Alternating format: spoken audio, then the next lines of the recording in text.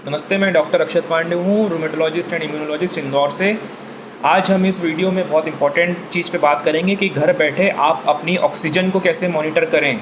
अगर आपको कोविड है, कैसे पल्स ऑक्सीमीटर का यूज़ करें।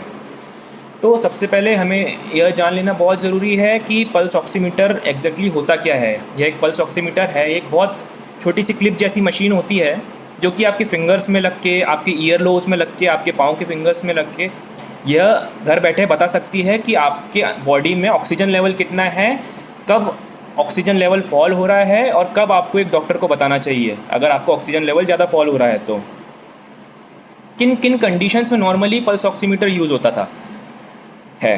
पल्स ऑक्सीमीटर नॉर्मली अस्थमा के पेशेंट्स में यूज़ होता है, सीओपीडी के पेशेंट्स में, निमोनिया के पेशेंट्स में, जिन लोगों को लंग रिलेटेड दिक्कत है या जिनको हार्ट फेलियर है जिसके कारण उनका ऑक्सीजन सेचुरेशन कम हो रहा है, इन सब केसेस में नॉर्मली पहले से यूज़ होता आ रहा है। ये कोविड के पेशेंट्स में निमोनिया बहुत कॉमन है। निमोनिया में जो है ऑक्सीजन लेवल फॉल होता है और सही समय पे ऑक्सीजन लेवल अगर फॉल हो रहा है तो हम उसको पकड़कर एक सही डॉक्टर की गाइडेंस से सही दवाइयाँ चालू कर देंगे तो पूरी तरह से बीमारी को हम रोक सकते हैं। तो ये बहुत अच्छा एक छोटा सा नॉन इन्वेजिव सी मशीन है जो कि हर कोई यूज़ कर सकता है और हर किसी को यूज़ करना आना चाहिए घर पे। तो सबसे पहले मैं बता दूं कि यह कोविड में इसका नॉर्मल वैल्यूज़ कितनी होनी चाहिए।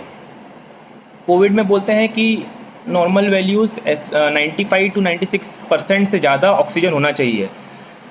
SpO2 जो होता है 95% 96% से ज़्यादा या ना से 100 के बीच में होगा तो हम बोलेंगे कि वो नॉर्मल है। अगर SpO2 लेस देन 95% जा रहा है आपका और बिटवीन 92 91 से 95 के बीच में है, फॉल हो रहा है, तो हमें थोड़ा सा डाउट होना चाहिए कि कहीं ना कहीं अपना ऑक्सीजन लेवल कम हो रहा है। तो इसमें हम थोड़ी सी एक्सरसाइज करके वॉक टेस्ट होता है, वो मैं बताऊंगा आपको क्या होता है उसके थ्रू हम देख सकते हैं कि एक्सरसाइज करने से कहीं वो और फॉल तो नहीं हो रहा है। अगर 92 91 से नीचे जा रहा है तो वो रेड फ्लैग है, वो एक अलार्मिंग है और जल्दी से जल्दी हमें एक डॉक्टर को रिपोर्ट करना चाहिए कि हमारा ऑक्सीजन सेचुरेशन फॉल हो रहा है, अब हमें आगे क्या करना चाहिए। तो ये बहुत इम्पॉर्टेंट चीज़ है जो हर किसी को पता होनी चाहिए। सबसे ज़रूरी चीज़ ये है कि ऑक्सीजन सेचुरेशन देखने का तरीका क्या होना चाहिए, कब किन किन चीज़ों में फॉल्स रीडिंग्स आती हैं। ये एक बहुत इंपॉर्टेंट पॉइंट है। कभी हम लगाते हैं फिंगर्स में तो रीडिंग नहीं आ रही है, तो हमें देखना चाहिए हमारा तरीका क्या है लगाने का फिंगर में। ऑक्सीजन प्रोब सेचुरेशन प्रोब को हमेशा जो है जिस फिंगर में लगाएं वो ध्यान रखें कि वह गर्म हो। नॉर्मली हमेशा हाथ रब कर लें एक बार। अगर आपकी उंगलियां ठंडी हैं, ठंडी उंगलियों में ऑक्सीजन सेचुरेशन प्रोब की रीडिंग गलत आ सकती है या नहीं भी आ सकती है, तो ठंडी उंगलियों से हमेशा बचें उस टाइम टेस्ट करने से। इसके अलावा अगर आपके हाथों में गंदगी लगी है, बहुत ज़्यादा धूल मिट्टी लगी हुई है, अगर नेल पॉलिश आपकी लगी हुई है तो आर्टिफिशियल नेल्स लगे हुए हैं, तो इन सब चीज़ों में भी जो है फॉल्स रीडिंग्स आती हैं, जो क्योंकि परफ्यूजन प्रॉपर नहीं हो पाता है, ब्लड प्रेशर का उंगलियों तक ट्रांसमिट नहीं होता है, जिससे कि ऑक्सीजन सेचुरेशन सही तरीके से नहीं उसमें आता है प्रोब में। कई बार जो है किसी किसी का ब्लड प्रेशर कम हो, कोई बहुत ज़्यादा ठंडे इन्वायरमेंट में हो, ऑलरेडी एयर कंडीशन रूम में हो, बहुत देर से हाथ एकदम ठंडे हैं, इन सब कंडीशंस में भी जो है पल्स ऑक्सीमीटर की रीडिंग ऊपर नीचे होती है।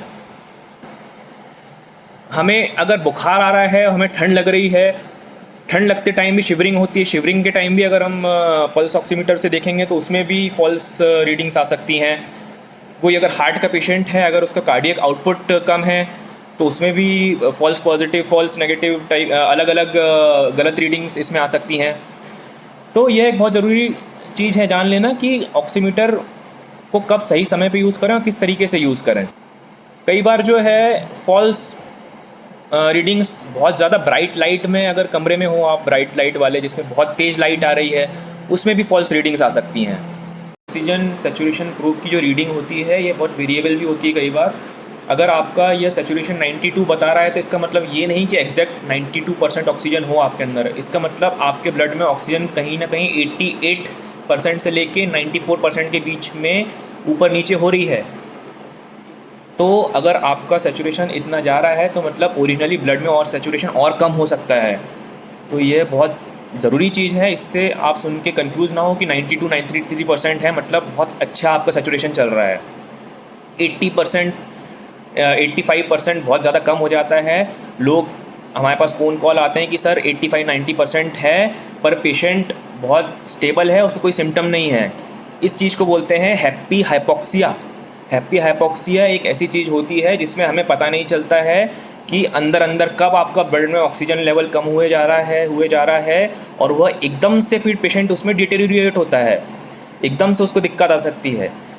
एसिम्टोमेटिक पेशेंट्स हैं, मैं बिल्कुल अच्छा बैठा हूँ, मुझे कोई खांसी नहीं है, कोई फीवर नहीं है, लेकिन मेरा पल्स ऑक्सीमीटर पिछले 2 दिन से 85% ऑक्सीजन बता रहा है, मतलब कहीं ना कहीं आप हैप्पी हाइपोक्सिया में हैं।